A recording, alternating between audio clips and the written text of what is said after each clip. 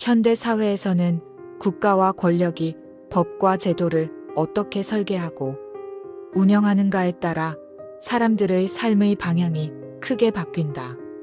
과거에는 총과 군대로 사람들을 통제하는 방식이 흔했지만 현대 사회의 권력 통제 방식은 훨씬 더 정교하고 부드러워졌다. 외부에서 보기에는 정상적인 민주주의와 경제 체제처럼 보일 수 있지만 내부적으로는 권력이 법과 제도를 통해 자신에게 유리한 구조를 만들고 사회 전체를 조용히 통제하는 방식을 등장한다. 이것을 새로운 형태의 사회주의라고 부르는 사람들도 있다.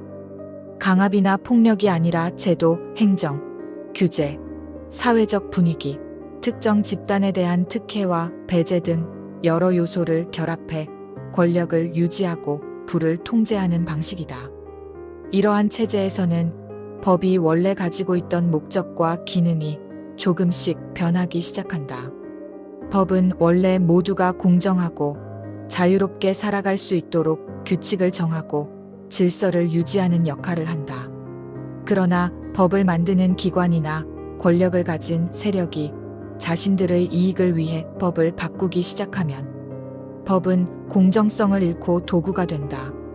겉으로는 공익을 위한 것처럼 보이지만 실제로는 특정 집단에게 유리하게 작동하도록 설계되는 경우가 있다. 일종의 제도적 편향이 발생하는 것이다. 이 과정에서는 권력이 자신에게 유리한 사회 구조를 만드는데 몇 가지 방식이 사용된다. 첫째는 법과 규제를 복잡하게 만들어 일반 시민이나 기업이 쉽게 이해하거나 대응하기 어렵게 만드는 방식이다. 규제는 필요하다. 하지만 규제가 너무 많거나 자주 바뀌면 작은 기업이나 힘이 약한 집단은 규제를 감당하지 못해 경제 활동이 어려워진다. 반대로 권력과 가까운 집단은 새로운 규제 속에서도 살아남을 수 있다. 자연스럽게 경쟁은 줄어들고 시장은 특정 집단 중심으로 재편된다. 둘째는 특정 집단에게만 특별한 권한이나 혜택을 부여하는 방식이다. 예를 들어 사회적 영향력이 크거나 조직력이 강한 집단에는 규제 적용을 느슨하게 하거나 협상력을 강화해주는 방향의 정책을 만들 수 있다. 힘이 집중된 조직이나 단체는 정치적 영향력을 행사하기 쉬워지고 이러한 영향력을 통해 추가적인 혜택을 요구한다. 반면 조직화가 덜 되어 있거나 목소리가 작은 집단은 제약을 더 강하게 받기도 한다. 즉, 어떤 집단은 강해지고 어떤 집단은 약해지는 구조가 자연스럽게 형성된다. 셋째는 국민을 보호한다는 명목으로 국가가 개인의 삶과 시장 활동에 더 깊이 개입하는 방식이다. 보호라는 이름이 붙으면 대부분의 사람은 거부감을 느끼지 않는다. 하지만 시간이 지나면 보호 목적의 정책이 개인의 선택을 제한하거나 특정 경제 활동을 억제하고 결과적으로 권력이 시장을 통제하는 도구로 변할 수 있다. 이런 방식은 점진적으로 이뤄지기 때문에 사람들은 변화의 폭을 크게 느끼지 못한다. 이러한 변화가 누적되면 사회 전체에 특별한 현상이 나타난다. 법과 제도는 겉으로는 모두에게 공평한 것처럼 보이지만 실질적으로는 특정 집단이 유리하게 움직이고 다른 집단은 불리한 위치에 놓인다. 국가의 목적이 공공의 이익이 아니라 권력 유지와 통제로 흐르기 시작하면 사회의 역동성은 줄어들고 경제는 활력을 잃는다. 새로운 기업이 성장하기 어렵고 기존 기업조차 규제 부담 때문에 해외로 이전하거나 투자를 줄이게 된다. 자유롭게 경쟁하고 시도할 수 있는 환경이 사라지면 경제는 점점 정체된다. 또한 권력이 사회를 통제하는 과정에서는 정보 통제가 중요한 요소가 된다. 권력은 자신에게 불리한 정보를 차단하거나 여론 형성을 관리하는데 힘을 쏟는다. 특정 문제에 대한 비판을 막거나 특정 집단을 긍정적으로 묘사하는 방식으로 사회적 이미지를 조정한다. 이러한 방식은 전통적인 검열과는 다르다. 명시적으로 금지하거나 강제로 막는 것이 아니라 사회 분위기와 제도를 활용해 사람들의 생각을 자연스럽게 유도하는 방식이다. 소리 없는 통제라고 부를 수 있다. 이러한 체제가 지속되면 부의 흐름도 변하게 된다. 시장에서 자유 경쟁을 통해 부가 생성되는 것이 아니라 정책과 규제를 누가 움직이느냐에 따라 부가 한쪽으로 집중된다. 권력과 가까운 사람이나 집단은 더 많은 기회와 자원을 얻고 멀리 있는 사람들은 점점 가난해진다. 능력이나 노력보다 권력과의 거리가 개인의 경제적 지위를 결정하게 되는 것이다. 이것은 자유주의 사회에서 볼 수 있는 가난의 형태와는 다른 구조적 가난이다.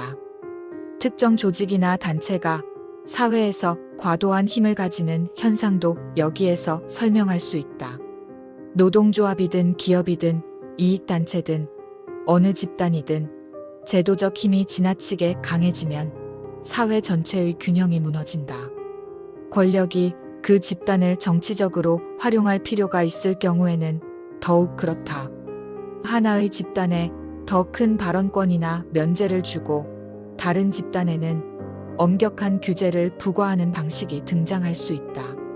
이러한 방식은 공정한 경쟁과 자유로운 시장 원리를 약화시키며 전체 사회의 발전 속도를 떨어뜨린다.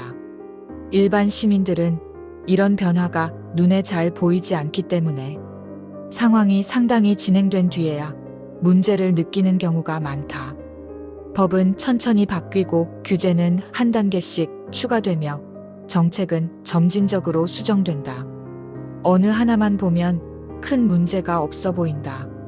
하지만 이 모든 변화가 한 방향으로 누적되면 자유롭고 활기찼던 사회는 점점 통제 중심 사회로 변하게 된다. 정책을 만드는 사람들은 공익이라는 명분을 내세우지만 실제로는 권력을 유지하고 사회를 관리하기 위한 목적이 숨어 있을 수 있다. 이러한 구조는 사회 구성원 전체를 점점 수동적인 존재로 만든다. 자유롭게 선택할 수 있는 영역이 줄어들고 정책이 결정한 범위 안에서만 생활이 가능해진다. 국민은 국가가 제공하는 시스템 안에서만 움직일 수 있게 되고 새로운 시도를 하거나 스스로 규칙을 만드는 능력을 점점 잃게 된다. 권력은 이러한 상황을 더욱 선호한다. 통제는 쉬워지고 반대 세력은 약해지기 때문이다. 결과적으로 새로운 형태의 사회주의는 겉으로는 민주주의와 자본주의처럼 보이지만 내부적으로는 권력 집중과 사회 통제를 기반으로 움직이는 체제가 된다. 법과 규제가 공정한 룰이 아니라 권력 유지의 수단이 되고 부와 기회는 시장 논리가 아니라 정책적 선택에 따라 배분된다. 국민은 평등의 이름 아래 통제를 받고 자유의 이름 아래 선택권을 잃는다. 이 체제의 핵심은 강압이 아니라 제도라는 점에서 더욱 위험할 수 있다. 사람들이 문제를 인식하기 어렵기 때문이다. 이러한 구조를 막기 위해서는 사회 구성원 전체가 제도와 정책 변화에 관심을 가져야 한다.